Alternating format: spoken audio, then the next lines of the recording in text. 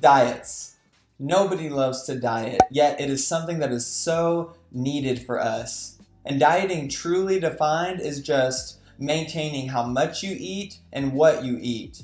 And a lot of people think that you're supposed to diet only whenever you get super fat and super unhealthy, but really, a lot of people diet because they want to make sure that they don't get super big and super unhealthy.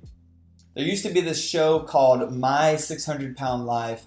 And it was this show about these people that have just been eating so much their entire life and they haven't been doing anything about it, that they've gotten to the point where they can't even take care of themselves. And the point of the show was basically watching these people get to a healthier lifestyle, but these people are having to play catch up because they've been spending their entire life eating and eating and eating, and they haven't been doing anything about it. My diet of choice right now is called calorie counting, and here's what I've learned from this style of dieting. It's that food equals energy, and a person is only supposed to eat as much food as energy that they need to get through their day. So if you eat less food for the energy that you need, you lose weight. But if you eat more food for the energy that you need, you gain weight. Pretty simple science, right? If you are a major athlete and you do all sorts of stuff all the time, then you should be somebody that eats a lot of food to make sure that you have the energy needed to do what you need to do, and vice versa for somebody that just sits on the couch all day.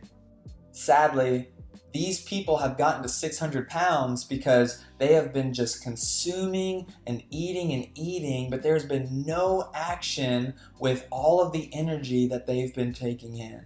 Honestly, this relates deeply with where we're at in James. And if you have your Bibles, go ahead and open them to James chapter 1 as we continue to look at what is one of my favorite books in the entire Bible. Now, who wants to make a guess on who wrote this book of the Bible? You're right. It is James. James was the half-brother of Jesus, so he knew Jesus well and he followed his teachings closely. And James actually ended up being the leader of the major church in Jerusalem. The reason I love James so much is because it looks completely different than a lot of the letters that we see in the New Testament. Because James is a letter that's not just addressing specific problems that are in the church, but more so it is challenging the church to be more like Christ. This letter is a book of wisdom that is derived from Jesus' teachings, especially the Sermon on the Mount. And the whole goal of it is to challenge us spiritually. That's why I love James so much. It's because of the challenge. Not because a challenge is easy, but because I know that I need to be challenged. We need to be challenged.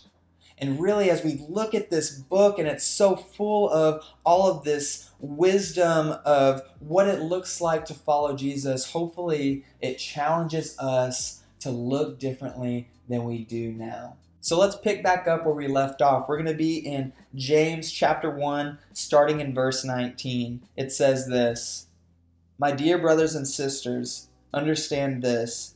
Everyone should be quick to listen, slow to speak, and slow to anger, for human anger does not accomplish God's righteousness." Now, James is starting us off pretty strong. He's giving us these hard things that are so true. Be quick to hear, slow to speak, slow to anger. He's like, write these things down because they are important. I mean, how many of you guys struggle with anger? All of us struggle with anger, right? That's why we can resonate so well with verse 20 when it says, "For human anger does not accomplish God's righteousness." Now, I can remember whenever me and my sister used to play together when we were kids all the time, one moment where I got so mad. We were playing wiffle ball in the front yard, and, I'm just hitting dingers left and right, killing her. And she's one of those people, whenever she starts to lose, she quits. And that would frustrate me so bad because we'd be having fun, and just because I was good at something, she would quit and leave the game and we wouldn't play anymore. And now we're playing wiffle ball with those little wooden bats. They're like this big. You could get them whenever you go to like a Rangers game, and I used to have like a ton of them. So we're playing. I end up hitting this just smacker, and at this point, she was done. She was like, I'm leaving. And I was mad at her because she wouldn't go get the wiffle ball because it was in the woods. So I was telling her to go get it, and she wouldn't go get it. We're arguing. We start saying insults at each other, and then all of a sudden she gives me this look right here. She's like, I don't care. And then she starts to walk away, and I'm just boiling mad. I'm like 9 tails chakra mad, you know what I'm saying out there, guys? Yeah. And then I'm looking at her, and I don't know what to do. And then I look at my hand, and it's holding this bat. And then, you know what happened. Whoop-ah! I just threw it straight at her. Perfect boomerang shot like I'm Banjo-Kazooie. Smacked her right in the arm, and she runs inside and just screams bloody murder.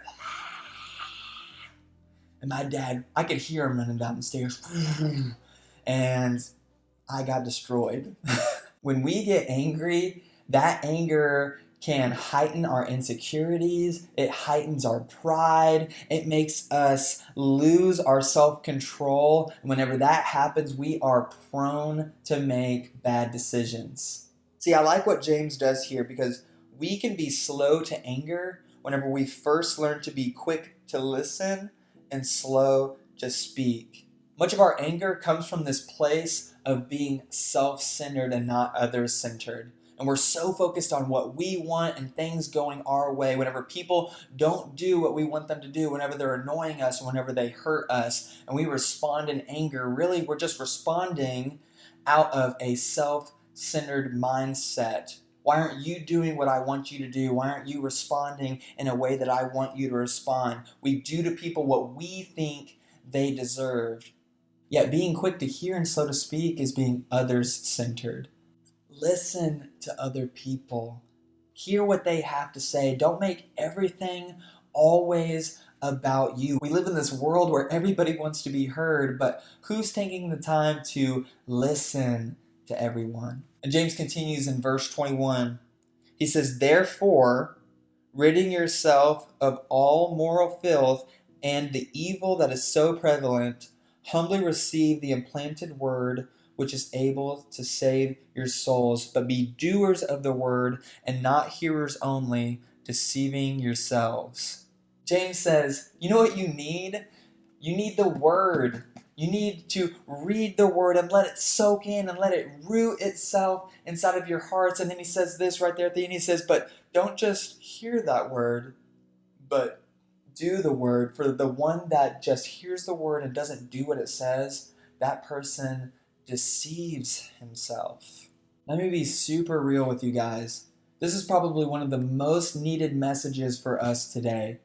Because if we can just come to these things like a Wednesday night and be with our friends and we're opening up the Word of God and we're hearing and reading what it says, and then we just leave here and we go back to our homes and we go back to schools and we go back to our regular lives and we don't do what it is that we're talking about, then honestly, we're just deceiving ourselves. And what we're doing even now is worthless. You know, my job as a youth pastor is to come up at times and teach what it is that God is saying in the Bible. And though that's great and awesome, and I hope you guys have enjoyed hearing lessons from me and Luke and Nick and Daniel, but more importantly, we don't just have a job as teachers, but you guys have a job as listeners. Because your job is to hear what it is that God is saying and then to do something with what it is that you heard, right? It's supposed to make you look different every single day. You're supposed to take that word and apply it to your life. Truly, my sermons are not done whenever I finish speaking because there is something to be done by you as the listeners. If you come to these things and you hear good lessons, but you don't do anything with what God is telling us in Scripture, then you are deceiving yourself. James says we need to do what it says. And then he continues in verse 23. He He says, because if anyone is a hearer of the word and not a doer, he is like someone looking at his own face in a mirror. For he looks at himself, goes away, and immediately forgets what kind of person he was. But the one who looks intently into the perfect law of freedom and preserves in it, and is not a forgetful hearer, but a doer who works, this person will be blessed in what he does. James says, whenever you aren't doing something with what you're hearing, it's like looking into a mirror, walking away, and then completely forgetting what it is that you looked like. Like, what was the point of even going and looking into the mirror? Every time we go and look into the mirror, it's because there's something to be done, right? I wake up in the morning, I go into the bathroom, and then I look at myself and I'm like, dang, something needs to be done. And I brush my teeth and I wipe that gunk out of my eyes. Back in the day, I used to throw my tooth in. Like there were some things that needed to be done. And it's the exact same way whenever we look at scripture, James says. He says that we're supposed to be doers of what it is that we're hearing. We're deceiving ourselves if we don't. See, a healthy person looks into the mirror to do something about it, not just to admire the image that they see. And you know what? Honestly, the Word of God is like a mirror. We're supposed to look into the Word, see ourselves, and do something about it. Our character has some stank breath. Our character has bedhead. We need to do things about that. Right? Because earlier James was talking about how we need to be slow to anger. And some of you might have been sitting there and been like, oh yeah, that's me. I have a temper. Is it you? Because if it is you, I think the question you need to be asking yourself at this point is, okay, it is me, so what do I need to do to be slow to anger? Because that's what God is calling me to do. That's what I've seen in the mirror as I've looked into the Word and heard this from Scripture. What are you going to do about the knowledge that you've gained?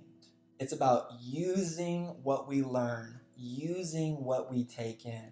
Like I mentioned before, this is honestly one of the most needed messages for us today because we have gotten so good at taking in Christianity.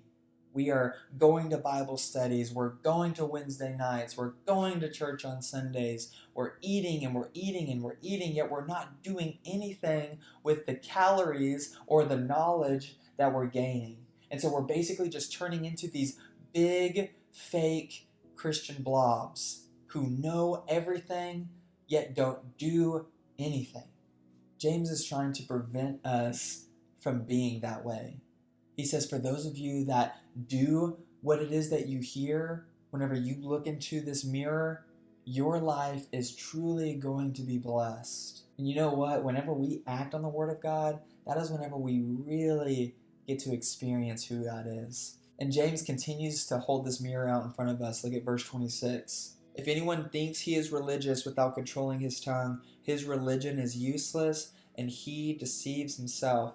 Pure and undefiled religion before God the Father is this, to look after orphans and widows in their distress and to keep oneself unstained from the world. Now, James isn't saying, hey, we all need to go and adopt a baby in order to be a Christian, but really he's just giving us more examples of how we need to be doers of the word and not just hearers only. Because truly that's what God cares about, what it is that we do with what we know. If you say, hey, I am a Christian, then people should be able to see that in you and not just know that about you because you've said that to them. They need to see you living out Christianity. And here's some examples of what Christianity is. It's to love on people like orphans and widows. It is to keep oneself unstained from the world. You should look differently than the people at your schools that don't know Jesus. He wants you to work on your tongue. He wants you to work on your anger. He wants you to keep yourself from being polluted by the world around us. Guys, as we continue to look at the book of James, he's going to constantly be holding this mirror up to us. And it's our responsibility to look at ourselves and to do something with what we see, to challenge ourselves to change. Don't just hear the word, do the word. I love you guys, and God loves you so much more.